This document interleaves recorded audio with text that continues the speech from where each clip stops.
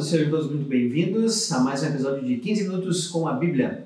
E no episódio de hoje, nós vamos continuar o que nós vimos nos episódios anteriores. Estávamos vendo então a cronologia do Antigo Testamento.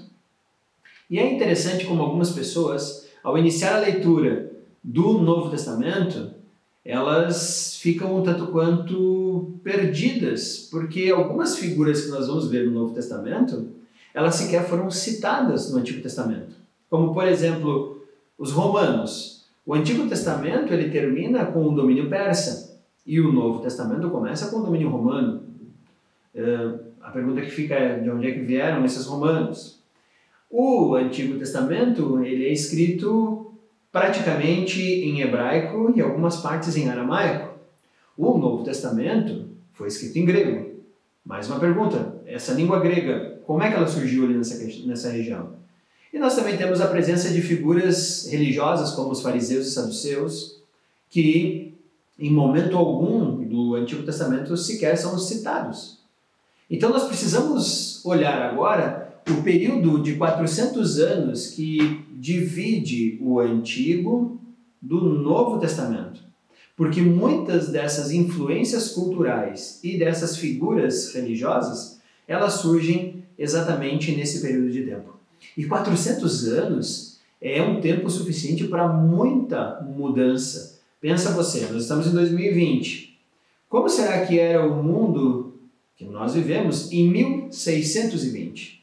Então, 400 anos é um período de tempo que nos permite muitas diferenças sociais, culturais, guerras, mudanças de poderes. E é exatamente isso pelo que o mundo que a Bíblia está acontecendo, ali naquela região do Médio Oriente, na região de Israel, esses 400 anos foram extremamente produtivos em termos de guerras e mudanças socioculturais. Então hoje nós vamos explicar um pouquinho sobre o período de tempo entre o Antigo e o Novo Testamento e qual é a influência dessa transformação sociocultural para o período do Novo Testamento que vai ser iniciado. Então, lembrando, o Antigo Testamento termina historicamente com os livros de Esdras, Neemias e Esther e profeticamente nas palavras de Ageu, Zacarias e Malaquias. Esses livros eles terminaram de ser escritos mais ou menos no ano 435, 430 a.C. Então, nesse período de tempo, houve o que nós chamamos de silêncio de Deus. Deus deixa de ter uma palavra inspirada e escrita até nós iniciarmos o Evangelho de Mateus. Nesse período, então, que Deus não falou, muita coisa aconteceu. O Antigo Testamento termina com o domínio dos reis medo-persas sobre a região. A Pérsia estava em uma campanha de expansão militar. Ela já havia dominado grande parte do Egito, ela já havia dominado toda aquela região de Jerusalém, Judéia, Samaria, Síria, Assíria, e estava fazendo a sua expansão em direção ao que nós vamos conhecer como continente europeu. Ela ficou estacionada militarmente onde hoje mais ou menos seria a Turquia e a Grécia. Por que ela fica estacionada ali? Porque quando os reis Xerxes, e nós tivemos 3 reis Xerxes da Pérsia, Artaxerxes I, Artaxerxes II e Artaxerxes III, esses reis estavam tentando expandir, mas o problema é que eles param na defesa que justamente os gregos estavam fazendo. Nós conhecemos hoje um país chamado Grécia, mas nessa época, os Balcãs, onde fica a região da Grécia, não era um país unido. Eram várias cidades independentes. Mas quando havia um inimigo em comum, essas cidades se juntavam em uma liga e faziam então frente a esse inimigo que estava vindo atacar. Se você lembrar um pouquinho, é exatamente nesse período que nós temos as guerras médicas. Você deve ter estudado isso na tua escola. E é exatamente nesse período que nós temos o filme 300 de Esparta, que esse filme 300 ele é parcialmente historicamente verídico, mas eles escondem muitas outras coisas históricas, porque, por exemplo, não eram só 300 espartanos segurando os exércitos da Média e da Pérsia, mas não vem isso ao caso agora. Então essas guerras médicas acontecem em que a Grécia e a Pérsia, médicas porque é da Média Pérsia, tá? Então os exércitos ali se encontraram e os gregos conseguiram, no meio de uma região das Termópilas, principalmente, segurar o avanço do Império Persa numa região montanhosa. Acontece que, diante da impossibilidade de invadir, os persas têm uma estratégia militar de colocar espiões para criar uma desunião entre as cidades gregas. Entre elas, as mais fortes eram Atenas e Esparta. E eles conseguem fazer isso. No final do período de Xerxes III, há uma intriga, uma luta, uma guerra civil entre a cidade de Esparta e a cidade de Atenas. E essas duas cidades, elas começam a guerrear uma contra a outra, e essa é a famosa Guerra do Peloponeso, que aconteceu mais ou menos 431 até 404 a.C. Essa Guerra do Peloponeso enfraqueceu Esparta e Atenas. Aí você pensa, e a Pérsia conseguiu invadir? Não, ela ainda não conseguiu invadir.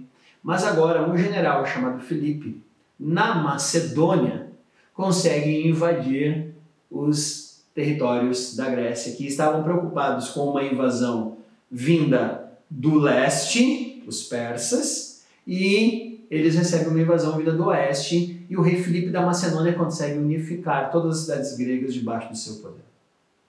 O problema, então, é que esse rei macedônico Filipe morreu, foi envenenado. E o cargo de rei da Macedônia é entregue a seu filho Alexandre. E todo mundo pensou que talvez, por ser um rapaz muito novo, um menino, ele não seria lá um grande rei assim. Mas esse Alexandre, que fora criado, educado por Aristóteles, ele foi extremamente sábio nas suas batalhas e nas guerras. E ele começa agora a enfrentar os exércitos persas, porque agora ele quer expandir o seu império. E a sua estratégia militar é muito mais avançada do que os próprios gregos e do que os próprios persas pensavam. E o que aconteceu? Alexandre começa a ganhar o território que antes era dos persas. Ele vai derrotar o rei Dario, que assumiu no lugar de Xerxes III, e em 334, Alexandre começa a sua tomada do império, vai lutar contra o rei Dario da Pérsia e vai jogar o rei Dario cada vez mais para trás, avançando. Quando o rei Dario perdeu várias batalhas e está em Nínive, Alexandre não vai fazer uma expansão na direção da Pérsia. Alexandre começa uma expansão na direção do sul. Conquista toda Samaria, Judéia e vai até o Egito. Funda a cidade de Alexandria, capital agora do Egito, e depois então ele vai continuar a sua expansão na direção do leste, e ele vai invadir todo o território da Pérsia e vai chegar até as portas da Índia. Alexandre vai então, quando chega nesse tamanho exército, ele diz, bom, eu vou voltar, vou me reorganizar e vou pensar o que eu vou fazer nesse vasto império. Na volta, Alexandre vai morrer. Em 323, Alexandre morre com um império vasto, o maior império que o mundo já conheceu até aquele momento, e ele tem uma esposa oficial que está grávida. Mas o filho de Alexandre nunca vai governar sobre o império que um dia foi de seu pai. Na verdade, o que acontece é que os 4 principais generais de Alexandre, chamados de Cassandro, Lisímaco, Seleuco e Ptolomeu, dividem ali no ano 323 todo o império de Alexandre. Cassandro ficou com a Magna Grécia, Lisímaco ficou com a Trácia, hoje território mais ou menos ali da Turquia, até quase a Síria. Aí nós temos o seu general Seleuco, ficou com a parte da Síria, norte ali da Galileia, e o Império Persa. E o general Ptolomeu ficou com a parte sul ali, a Judéia, e também o Egito. Esses 4 generais, então, dividiram aquele grande império. O que aconteceu é que os 2 generais, Seleuco e Ptolomeu, geraram uma dinastia, cada um no seu local.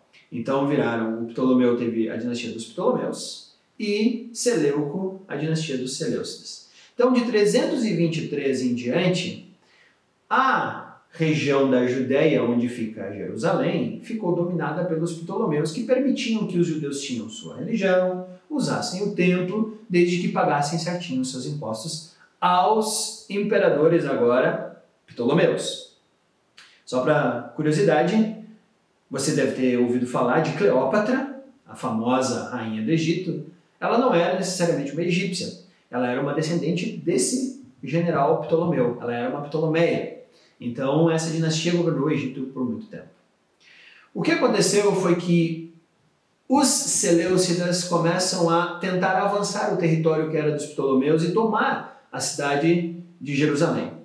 Isso aconteceu com os Seleucidas no ano 200 a.C., quando Antíoco IV consegue invadir a região de Jerusalém e consegue dominar sobre os judeus.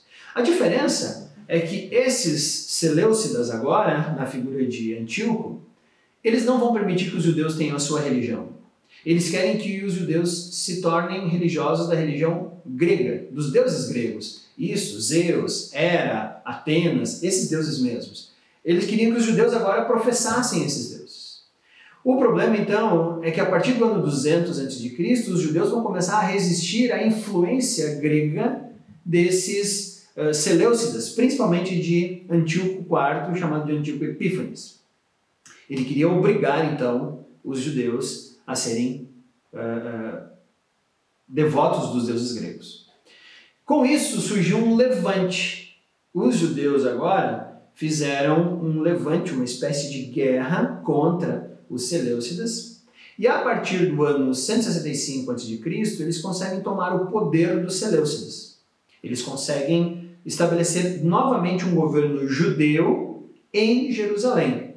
E eles criam uma nova dinastia, chamada de Dinastia dos Asmoneus, ou também Dinastia dos Macabeus, porque eles usavam esse nome Macabeu. Você vai ouvir essa história nos livros apócrifos de 1º e 2º Macabeus, conta a história dessa dinastia.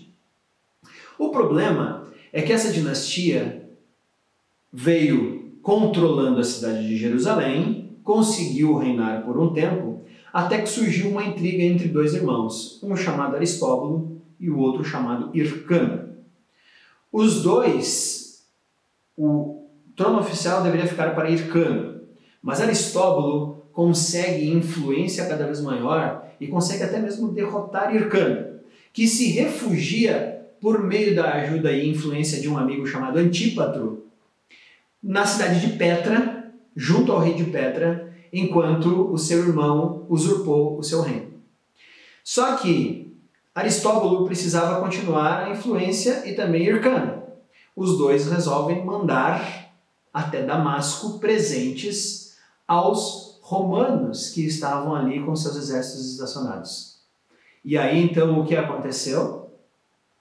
Com o pedido de ajuda desses dois, Roma desce, chega até a Judéia, toma Jerusalém e a partir dali, Jerusalém agora é romana.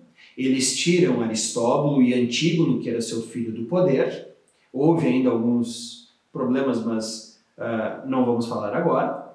E vão colocar no poder não mais Hircano. Hircano vai virar um sacerdote.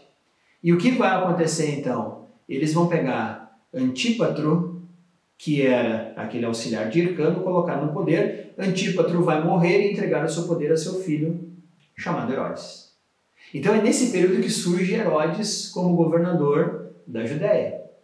Agora nós já estamos mais ou menos no ano 37 a.C., que os romanos então vieram, terminaram com a dinastia Asmoneia, e durante essa dinastia Asmoneia é que surgiram os partidos religiosos judaicos, que foi os fariseus, os saduceus e os essênios. Também surgiram os escribas nesse momento, que eram os responsáveis pelas cópias das escrituras. Então agora a Judéia é governada por esse homem chamado Herodes, que vai governar a Judéia até o ano 37 a.C., até o ano 4 a.C. Aí você vai dizer, não, só um minutinho, até o ano 4 a.C.? Sim. No próximo episódio de 15 Minutos com a Bíblia, nós vamos ver que Cristo nasceu antes de Cristo. Cristo não nasceu no ano 0, como se pretendia, mas Cristo nasceu antes de Cristo. E esse Herodes o Grande é exatamente o governador da Judéia quando nasce Jesus Cristo. É esse Herodes o Grande que vai mandar fazer o extermínio das crianças na cidade ou vila de Belém para tentar matar Jesus, porque o objetivo de Herodes é permanecer com o trono da Judéia com a sua família. Ele vai agora montar então uma nova dinastia, a dinastia dos Herodes, a dinastia herodiana, na qual eles então serão os governadores da Judéia e da Samaria. Então esse foi o nosso capítulo dos 15 Minutos com a Bíblia do período intertestamentário, do ano 435 até o ano 4 a.C., que é o período que nós vamos ver depois então onde nasce Jesus. Então aqui estão todas as transformações políticas, religiosas e socioculturais e o porquê o Antigo Testamento termina de uma forma e quando abrimos a primeira página do Novo Testamento parece que a gente está em um outro mundo. Sim, a gente está em um outro mundo que passou por 400 anos de transformações militares, religiosas, políticas e sociais. Então nos vemos na continuação de 15 Minutos com a Bíblia.